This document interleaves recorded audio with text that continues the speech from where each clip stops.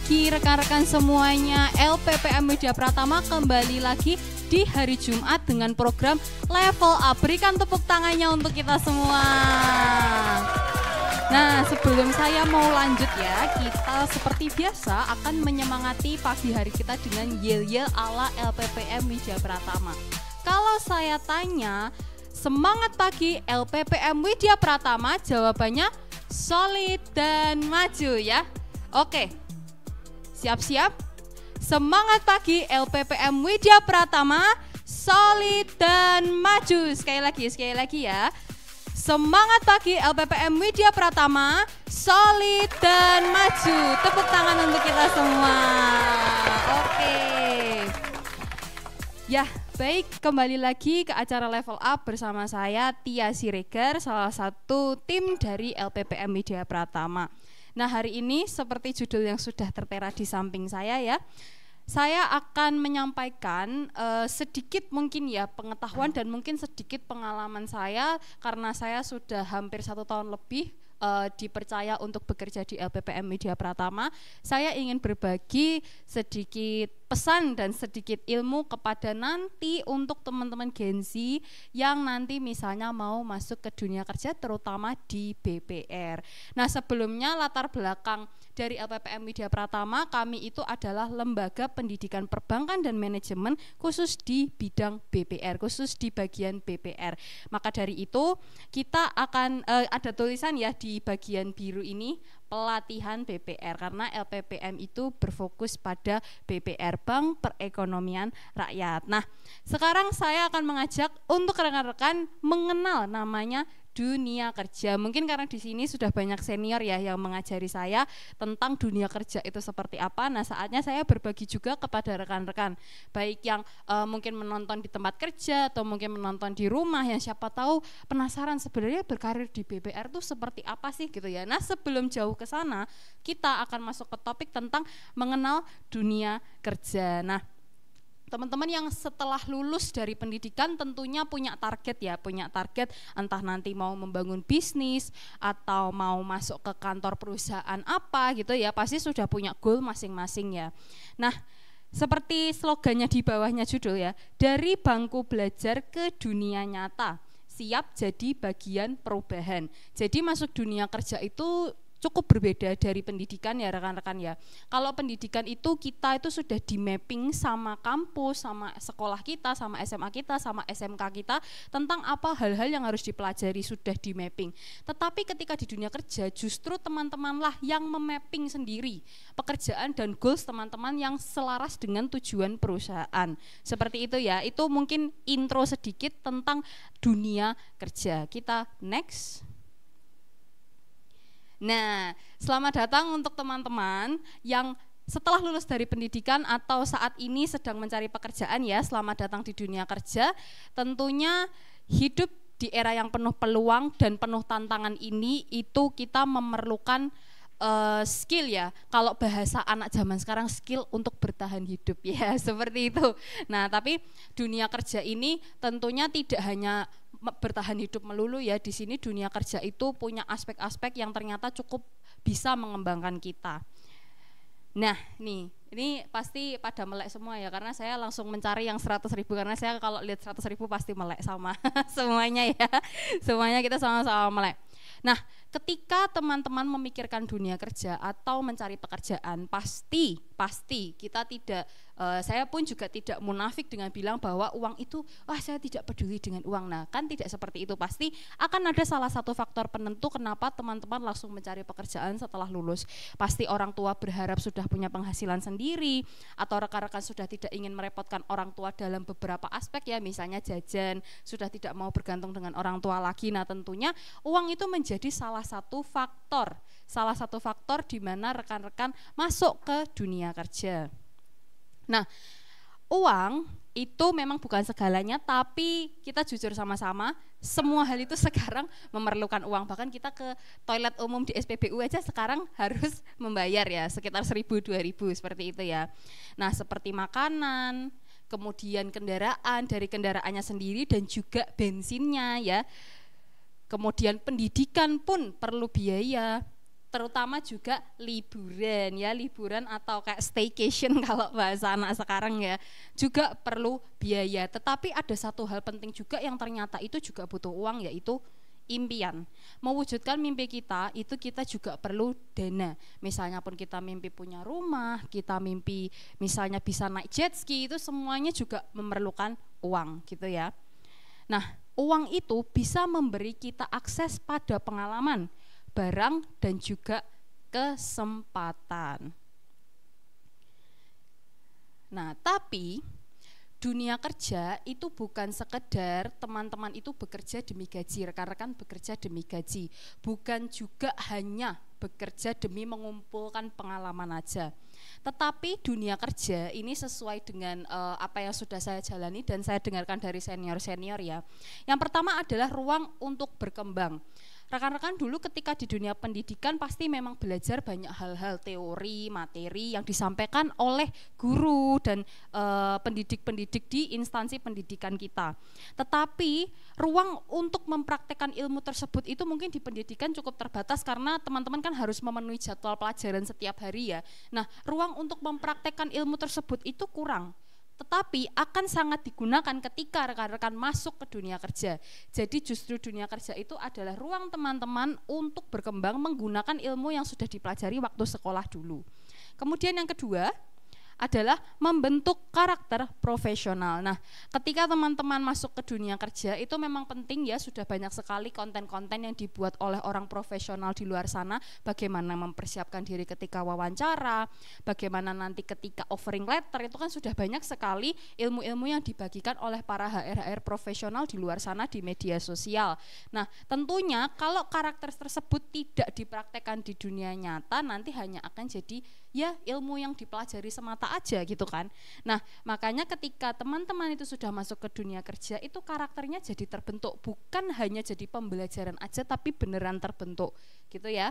Kemudian yang ketiga, mencapai tujuan bersama. Di dunia kerja rekan-rekan juga bersama belajar untuk memahami tujuan bersama. Jadi ketika perusahaan itu punya tujuan, nah semua rekan dari teman-teman sendiri pun itu tujuannya adalah mencapai tujuan bersama-sama. Bagaimana caranya kita mencapai tujuan tersebut dengan keahlian masing-masing yang kita miliki. Seperti itu ya, dunia kerja itu mengajarkan kita tentang kolaborasi. Seperti itu. Nah, di dunia kerja kita itu menukar sesuatu yang kita miliki. Misalnya nih saya sebelum bekerja saya itu bisa dibilang bank rekeningnya 0 gitu ya. 0 gitu ya, tidak ada nominalnya karena saya belum bekerja, saya belum ada penghasilan. Nah, lalu apa dong yang bisa saya berikan kepada perusahaan untuk supaya saya nantinya bisa berkontribusi dan memberikan dampak gitu ya. Sesuai dengan gambar ini di tangan kanan itu ada lambang uang yang melambangkan bahwa ini gaji gitu ya, salary. Kemudian di sini adalah ada lampu bohlam. Biasanya ini menggambarkan ide atau gagasan. Nah, apa aja sih sebenarnya yang bisa kita tukarkan untuk berkontribusi di perusahaan? Yang pertama adalah waktu kita. Jadi kalau kami di LPPM Widya Pratama itu ada dari jam 8 pagi kita sudah di kantor untuk bekerja. Jadi waktu kita berikan untuk bekerja di perusahaan. Kemudian yang kedua, tenaga tentu saja. Kita bahkan kalau untuk ketika pelatihan kita juga membereskan alat-alat untuk dibawa ke hotel. Kemudian juga nanti ketika kembali kita bereskan barang-barangnya kembali. Nah, setelah tenaga fisik tentu saja tenaga pikiran karena banyak hal yang dibangun itu melewati gagasan, jadi tenaga melalui pikiran. Nah, pengetahuan tadi seperti yang saya sampaikan, rekan-rekan mungkin ketika di dunia pendidikan itu sudah mendapatkan bekal dari instansi pendidikannya. Nah, tentu saja kita akan menukarkan pengetahuan yang kita miliki itu untuk perusahaan, untuk apa yang ditujukan oleh perusahaan. Kemudian berikutnya adalah keterampilan dan yang terakhir adalah ide, begitu ya. Nah, inilah hal-hal yang disebut nilai tukar. Kontribusi kita menjadi mata uang yang ditukarkan dengan pendapatan. Seperti itu ya. Jadi kalau bahasa pertukaran gitu, kalau biasanya kan orang menukar dapat barang. Nah, kalau di dunia kerja ketika teman-teman memulai dari nol nih ya, berarti nilai tukarnya adalah tadi waktu, tenaga, pengetahuan, keterampilan, dan ide. Nah, dunia kerja adalah tempat di mana keterampilan kita diuji, kontribusi kita digunakan dan dihargai.